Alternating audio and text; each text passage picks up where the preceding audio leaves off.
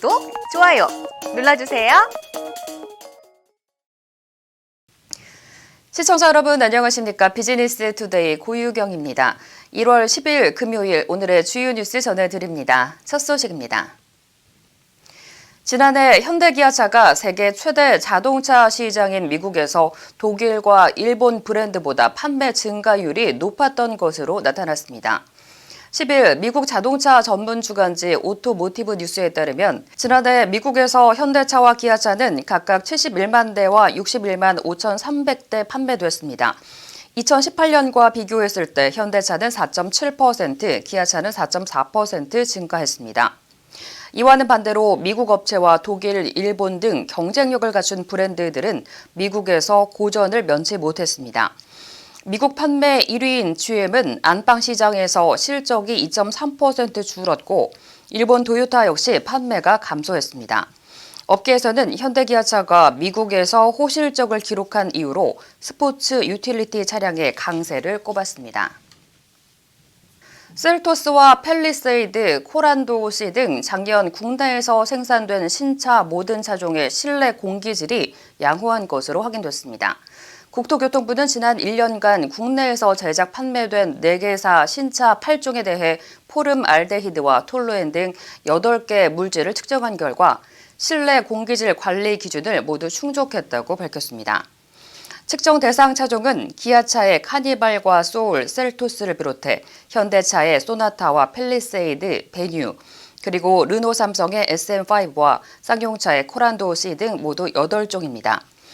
국토부 관계자는 국민이 쾌적하고 안전하게 신차를 이용할 수 있도록 신차 공기질을 지속적으로 관리해 안심하고 탈 수 있는 자동차가 출시될 수 있도록 정부와 제작사가 함께 노력하겠다고 말했습니다.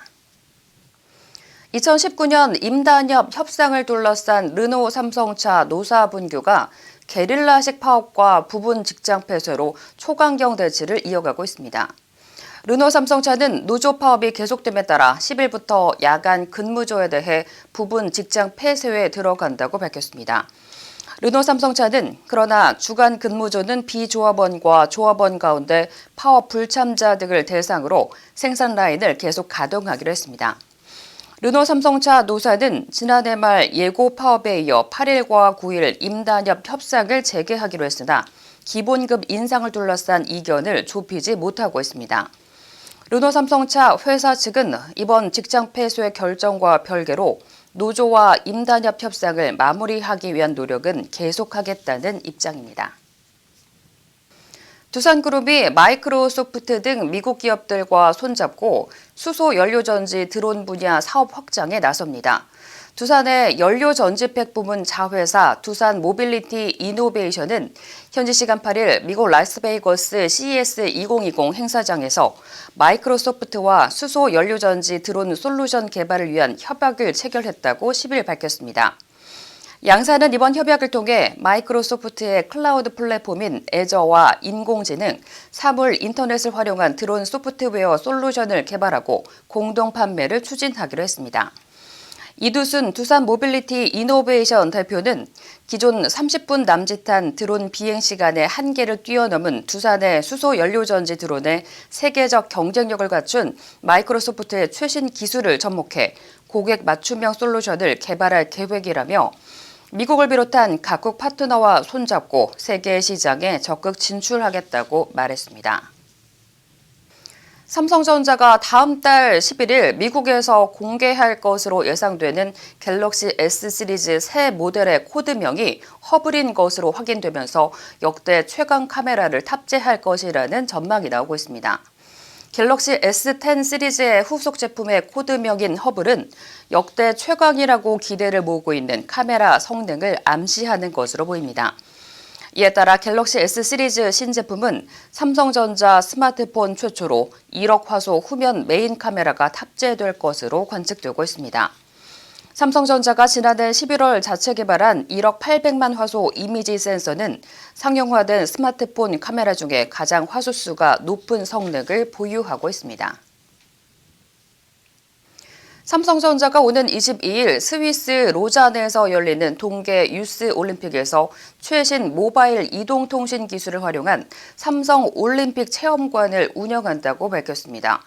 삼성은 올림픽 체험관에서 갤럭시 노트 10 플러스 등 최신 스마트폰을 직접 체험할 수 있도록 구성하는 한편 IOC와 함께 미래 올림픽 선수를 꿈꾸는 청소년 선수들에게 의미 있는 영감을 주기 위한 챔피언과의 대화도 진행할 예정입니다. 최승은 전무는 삼성전자는 이번 로잔 유스 올림픽에서 불가능을 가능케 하라는 브랜드 정신을 전파할 예정이라며 올림픽의 해인 2020년을 맞아 유스 올림픽부터 도쿄 올림픽까지 최신 5G 기반의 최첨단 모바일 제품과 서비스를 통해 전 세계 팬들이 올림픽을 새롭게 경험할 수 있는 기회를 제공할 것이라고 말했습니다. 포스코가 설을 맞아 거래기업에 대금 3천억 원을 앞당겨 지급하기로 했습니다. 포스코는 설비자재 및 원료 공급사와 공사 참여기업 등 거래기업에 매주 2차례 지급해오던 대금을 설 명절을 앞두고 17일부터 23일까지 5일간 매일 지급한다고 밝혔습니다. 또한 매월 초 지급하는 협력사의 협력 작업비도 앞당겨 이 기간 동안 매일 지급해 거래기업의 원활한 자금 운용을 도울 예정입니다.